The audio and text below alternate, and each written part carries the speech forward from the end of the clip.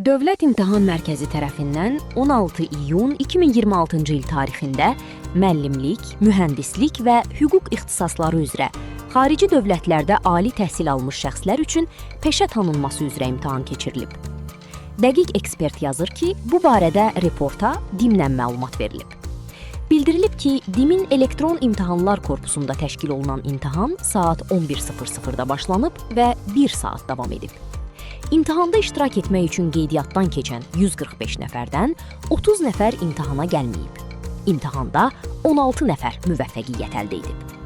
Namizədlər imtahanı yekunlaşdırdıqda və ya imtahan üçün ayrılan vaxt başa çatdıqda nəticələrlə tanış olmaq imkanına malik olublar. Nəticələr həmçinin DİM-in saytında yerləşdiriləcək. Qeyd edək ki, Azərbaycan Respublikası Prezidentinin 2023-cü il 18 avqust tarixli 2306 nömrəli fərmanı ilə təsdiq edilmiş xarici dövlətlərin ali təhsilə aid kvalifikasiyalarının tanınması qaydalarına əsasən müəllimlik, mühəndislik və hüquq ixtisasları üzrə ərizəçinin Elm və Təhsil Nazirliyinin tabeliyində fəaliyyət göstərən Təhsildə Keyfiyyət Təminatı Agentliyinin sifarişi ilə Dövlət İmtahan Mərkəzinin təşkil etdiyi imtahanda müvəffəqiyyət qazanması, keçid balını toplaması tələb olunur. İmtahanda iştirak etmək üçün ərizələrin qəbulu agentlik tərəfindən aparılıb.